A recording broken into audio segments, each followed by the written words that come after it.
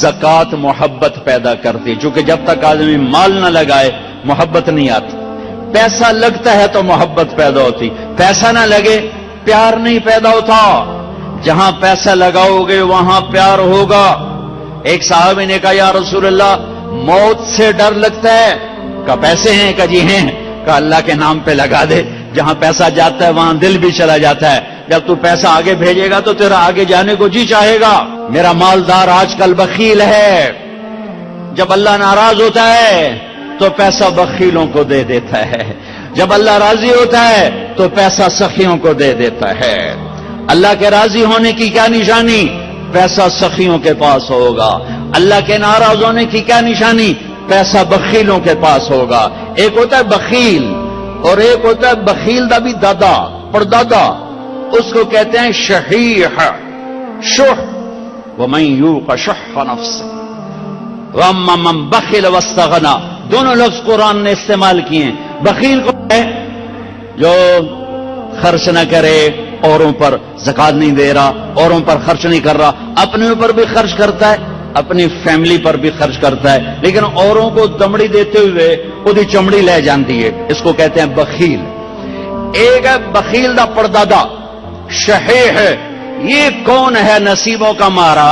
یہ وہ ہے جو نہ اپنے اوپر خرچ کرتا ہے، نہ بچوں پہ خرچ کرتا ہے، نہ بیوی پہ خرچ کرتا ہے۔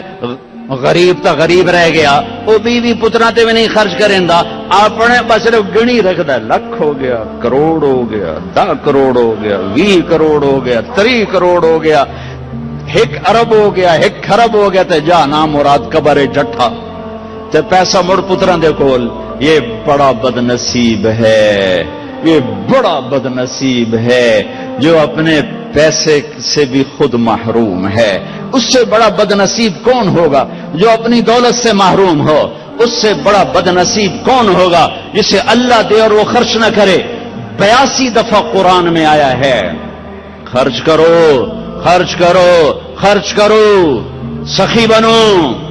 اللہ کی سخی سے دوستی ٹوٹتی نہیں اور کنجوس کے ساتھ دوستی لگتی نہیں۔ الحمدللہ رب العالمین، پالنے والا اللہ ہے، پالنے والا پیسہ نہیں ہے۔ زکات دو ورنہ غریبوں کی بیٹیاں نیلام ہو جاتی ہیں، غریبوں کی بچیوں کی عزتیں بک جاتی ہیں۔ کتنی غریب بچیوں نے گھنگرو باندھے پیٹ کی خاطر، کتنی بیٹیوں نے عزت کو سرے بازار نیلام کیا پیٹ کی خاطر۔ اس کے ماتھے پہ طوائف کا داغ لگا۔ جب میرا اللہ آنکھوں سے پردہ ہٹائے گا پھر دکھائے گا کہ طوائف مجرم ہے یا نچانے والا مجرم ہے، گھنگرو باندھنے والی مجرم ہے یا گھنگرو کی چھن چھن سننے والا مجرم ہے۔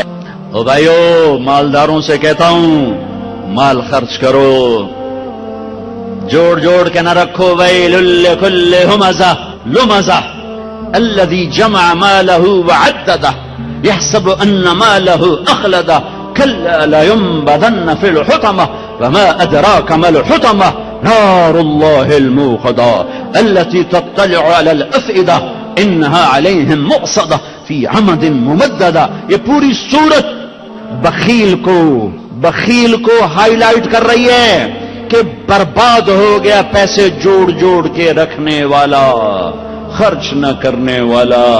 فَتُقْوَى بِهَا جِبَاهُهُمْ وَجُنُوبُهُمْ وَظُهُورُهُمْ، اسی مال کو اللہ گرم کر کے ماتھے پہ داغ لگائے گا، سینے پہ لگائے گا، کمر پہ لگائے گا، دائیں لگائے گا، بائیں لگائے گا۔